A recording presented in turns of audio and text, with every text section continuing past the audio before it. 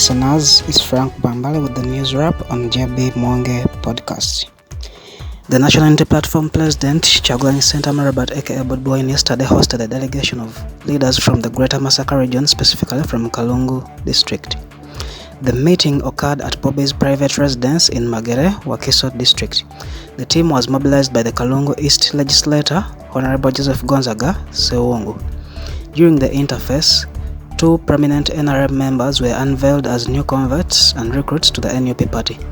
They confessed their exhaustion and fatigue within the NRM party, which they pronounced to be devoid of vision at the moment.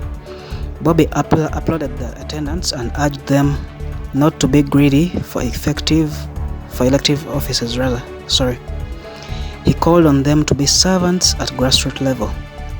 He tweeted, and we quote, "Delighted to have received a delegation of leaders from Kalungu district led by area members of parliament Honorable Gonzaga Joseph Sewongo and Honorable Francis Katabazi of Kalungu West and East respectively. The team included elected leaders, mobilization teams and other key stakeholders," Mr. Kyagulanyi tweeted.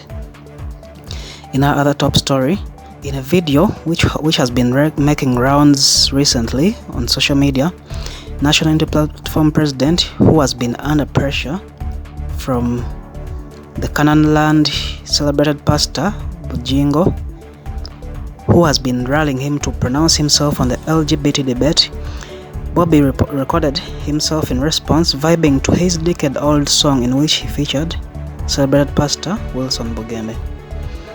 Aloysius Bujingo has been spending all his recent prayer sermons castigating and demanding the NUP president to make a stand on the LGBT issue that has already divided the nation.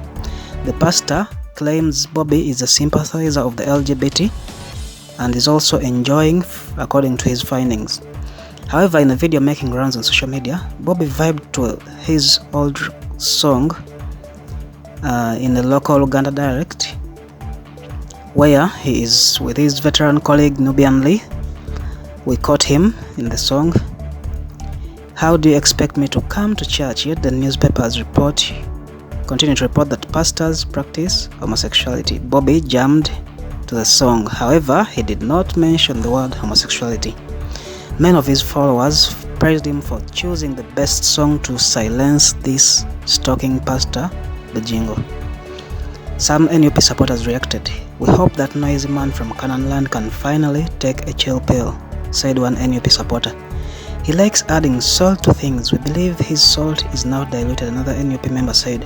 It should be noted that Bobby was previously slapped with a travel ban by the United Kingdom over his homophobic stance about a decade ago. Then in other top stories, NUP MP Dr. Twaha Kagawa defies the LOP and attends Museveni's parliamentary address. Controversial Wakoto South Member of Parliament Dr. Twaha Kagawa has downplayed the boycott strategy by the opposition leadership in Parliament and went on to attend the Kololo address by President Museveni. Kagawa, a controversial legislator affiliated to the NUP party, reiterated that he does not represent just NUP supporters in Parliament, but rather people of all political backgrounds. Kagawa went on to mock his colleagues who resolved to boycott the plenary, stating that it is them who lose much, as the interests of their electorate cannot be known by the president. Kagawa said, and we quote, "I am in this parliament to represent my electorate in Wakoto South, and these constitute people of diverse political orientation.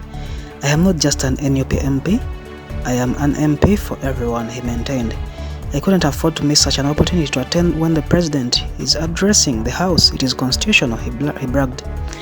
Yesterday, the leader of opposition, Right Honorable Mathias Mpuuga, urged all his opposition lawmakers not to be party to today's plenary, where Museveni was set to address lawmakers. Mpuuga cited a span of factors related to gross rights abuses by the undetermined fate of the NUP political prisoners who continue to languish in prisons since the settlement of the 2021 political dust.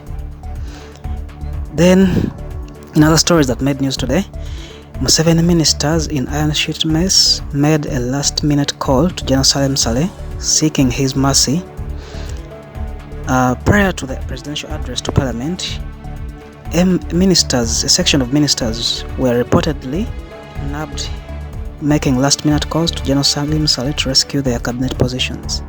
It is reported that General Museveni is infuriated with the cartel of mafias within his regime who have made it a hobby to steal from the Ugandan taxpayers. A cabinet meeting held last Monday showed that Museveni was enraged by the theft exhibited by his fishermen's cabinet. He asked his Prime Minister Robin Anabanja to explain what the essence of passing the 39 billion budget was, yet the real beneficiaries from Karamoja did not reap from the project. With the tempers flaring in cabinet, several ministers had earlier planned to dodge today's parliamentary address at Kololo Independence Grounds, fearing to be attacked by the president. In other top story, NUP leaders visited detained Women's Day protesters in jail.